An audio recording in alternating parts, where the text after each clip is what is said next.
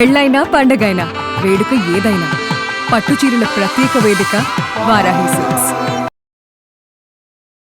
నమస్తే, welcome to Suman TV. నేను పద్మిని. ప్రస్తుతంతో పాటు ప్రముఖ ఆధ్యాత్మికవేత్త, ప్రముఖ న్యూమరాలజిస్ట్, లక్ష్మీ నరసింహస్వామి ఉపాసకురాలు శ్రీమతి స్రవంతి గారు మనతో పాటు ఉన్నారు. మాట్లాడదాం. నమస్తే అక్క.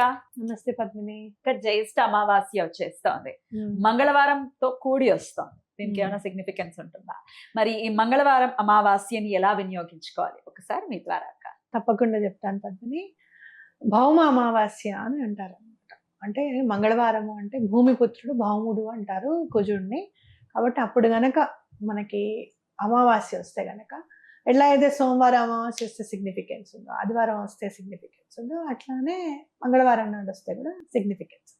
జనరల్గా మనకి ఎటువంటి ప్రాబ్లమ్స్ ఉంటాయి, కుజుడు కూడా ఒక ప్లానెట్ కాబట్టి మన కుండలిలో ఒకవేళ సరిగ్గా ఏ ప్లేస్లో అయినా ఉన్నా మనకి మ్యాలిఫిక్ ఎఫెక్ట్స్ ఇస్తూ ఉంటే కనుక జనరల్గా మ్యారేజెస్ డిలే అవుతూ ఉంటాయి, లేదా ఇల్లు కట్టుకోలేకపోతూ ఉంటాము.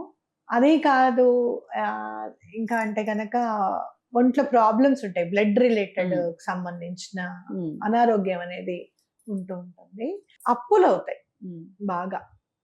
చాలా హైగా ఉన్నాడు అనుకోండి, విపరీతమైన ఎనర్జెటిక్ గా ఉండి విపరీతమైన కోపం ఉంటుంది. ఆ కోపం వల్ల వచ్చే మాటలతో ఇబ్బంది పడుతూ ఉంటారు అనమాట. కోపం ఉన్నప్పుడు మాట్లాడేస్తారు ఆలోచించకుండా, ఆ మాటలతో ఇబ్బంది ఉండడం జరుగుతుంది.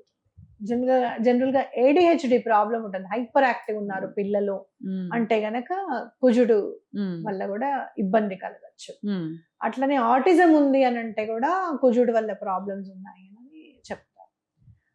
అయితే మనకి ఇప్పుడు ఎలా మనం ఈ ప్రాబ్లం నుంచి ఎట్లా బయటపడాలి అని అంటే కనుక మంగళవారం నాడు ఆంజనేయ స్వామిని గనక పూజిస్తే చాలా మంచిది అని మనకు అందరికీ తెలిసిందే.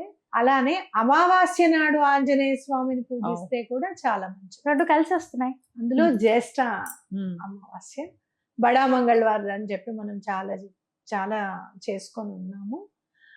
చాలా మంది బడా మంగళవారం చేశాము అని చెప్పి నాకు కూడా చెప్పారు, మెసేజెస్ ఇస్తున్నారు. నేను కూడా చేశాను. నాకున్న పని బడా మంగళవారం నాడు స్టార్ట్ చేసినప్పుడు పని మొదలైనది, నిన్నటితో బడా మంగళవారం అయిపోయింది, నా వర్క్ కంప్లీట్ అయిన పద్ధతి అని చెప్పారు. మరి అది మేము మిస్ అయ్యాము, చేయలేకపోయాము, మా పరిస్థితి ఏమిటి? ఈ జ్యేష్ఠ అమావాస్య నాడు వచ్చే మంగళవారం చేసుకుంటే చాలా మంచిది. ఒక 11 రూపాయి బిళ్ళలు తీసుకొని మీరు ఏం చేస్తారు అని అంటే పొద్దునే లేచి 11 రూపాయి బిళ్ళలు కి కూడా చక్కగా గంధము బొట్టు పెట్టి హనుమాన్ చాలీసా 11 సార్లు చదవండి. చదివి ఒక్కొక్క రూపాయి నాణము చక్కగా స్వామి దగ్గర పెట్టేసేయండి పొద్దున్న పూట, లేదా సాయంత్రం పూట అయినా పర్వాలేదు. అవి మీరు తీసుకువెళ్ళి నెక్స్ట్ డే చక్కగా స్వామికి సమర్పించండి. గుడిలో వేసేయమంటారా? గుడిలో ఈ 11 సార్లు ఏదైతే మీరు సంకల్పం తీసుకుని చదువుతారో ఎటువంటి పరిస్థితుల్లోనూ ఆ సంకల్పం నెరవేరుతుంది అనేది గుర్తుపెట్టుకోండి. ఒకసారి హనుమాన్ చాలీసా చదవటం, ఒక రూపాయి కాయిన్ అక్కడ పెట్టడం, అట్లా చేయమంటారా? అంతే. రాముల వారి పాదాల దగ్గర పెట్టి బొట్టు మనం పెడతాం కదా, గంధము కుంకుమ పెట్టి కొంచెం అక్షింతలు వేసి కొంచెం సింధూరం కూడా వేయండి చక్కగా. అలా మీకు ఏమన్నా ఈ కాయిన్స్ అనేవి మనం ఇంట్లో అట్టు పెట్టుకుంటే బాగుండు అని అంటే గనక ఒక్క 5 రూపీస్ కాయిన్ భగవంతుడి దగ్గర పెట్టి ఈ 1 రూపీ కాయిన్ చదివిన తర్వాత సింధూరం అది వేస్తారు కదా, అలానే ఆ కాయిన్ మీద కూడా అలానే వేసి ఆ 5 రూపీస్ కాయిన్ అలానే ఉంచుకొని మళ్ళీ అలానే అట్టు పెట్టుకోండి. మళ్ళీ ఎప్పటికొస్తుందో జ్యేష్ఠ అమావాస్య మంగళవారం నాడు చెప్పలేం. మంగళవారం అమావాస్య రావడమే చాలా రేరుగా వస్తుంది, జ్యేష్ఠ మాస మంగళవారం రావడం అనేది మనం చెప్పలేము. కాబట్టి ఈ పని చేసుకుంటే చాలా మంచిది. రైట్. అలాగే పితృదోషాలు ఏమన్నా ఉన్నాయి జాతకంలో అంటే కూడా అవన్నీ కూడా తొలగిపోవడానికి మంగళవారం అమావాస్య చాలా మంచిది.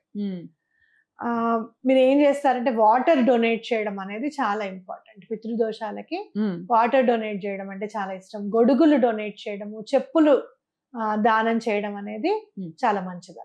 చేస్తే చాలా మంచిది, చాలా ముందుకెళ్తాం లైఫ్ లో అని చెప్పుకోవచ్చు. ఒకవేళ ఆ మంగళవారం నేను మిస్ అయ్యే పరిస్థితి ఉందండి, నాకు అడ్డుంది, ఆడవాళ్ళు చేస్తున్నారు అనుకోండి, అడ్డుంది, లేకపోతే మేము వేరే చోట ఏదైనా రీజన్స్ చేయలేని పరిస్థితి ఉంటే ఇంకొక రోజు ఎప్పుడు చేయొచ్చు ఇదే?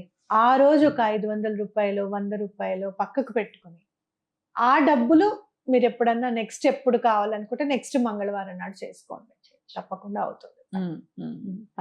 ఆంజనేయ స్వామి చాలా అండగా నిలబడతారు పద్మిని. అడగాలే గాని అసలు అడగకుండానే చేస్తారు స్వామి నిజంగా చెప్పాలంటే. కానీ అడిగితే మాత్రం ఇంక అసలు చాలా బాగా రిసీవ్ చేసుకుంటారు మనల్ని. మనకు అర్థమైపోతుంది స్వామి మన వెన్నంటే ఉన్నారు అని అర్థమవుతుంది. నేను ఈ బడా మంగళవారం చేసేటప్పుడు విజయవాడకి వెళ్ళడం జరిగింది.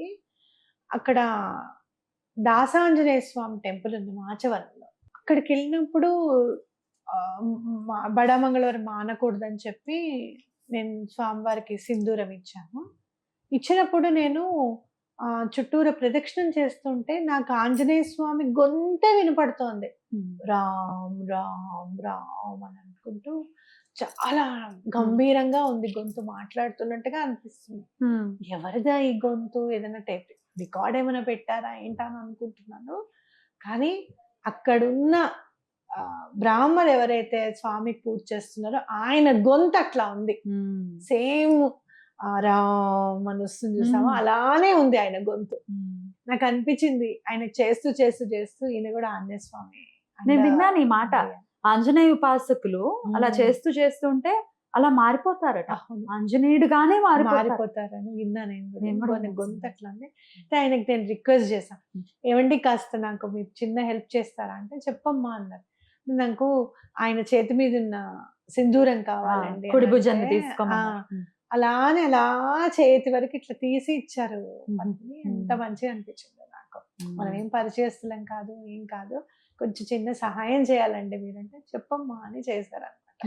అంటే భగవంతుడు ఎక్కడో లేడు, మనుషుల రూపంలోనే మనకి హెల్ప్ చేస్తూ ఉంటాడు అనడానికి ఇదొక ప్రతిదీ. నిష్టగా చేస్తే కనుక ఆయన తప్పకుండా వెన్నంటే ఉంటారు అనేది ఇదొక నిదర్శనం. రైట్. ఖచ్చితంగా మంగళవారం అమావాస్యను వినియోగించుకోవాల్సిందిగా ఈ సందర్భంగా మనవి చేస్తాం. అంటే మంగళవారం రోజు పూజ చేస్తాం, బుధవారం రోజు ఆ కాయిన్స్ వేసేస్తాం గుడిలో, అది గుర్తుపెట్టుకోండి. ఎవరికైనా అప్పులు ఉన్నాయి బాగా అనుకుంటే గనక రుణ విమోచన అంగారక స్తోత్రం గనక ఈ రోజు స్టార్ట్ చేసి మీరు ఒక 41 రోజులు చదువుకుంటే రుణం నుంచి విముక్తి ఎటువంటి పరిస్థితులను పొందుతారు. రైట్. అలాగే పొందాలి. ఈ రుణ బాధల నుంచి ప్రతి ఒక్కరూ కూడా విముక్తి పొంది సంతోషకరమైనటువంటి జీవితాన్ని మన వాళ్ళు పొందాలని మనస్ఫూర్తిగా కోరుకుంటూ చాలా అద్భుతంగా తెలియజేశారక్క. కృతజ్ఞతలు. నమస్తే అక్క. నమస్తే.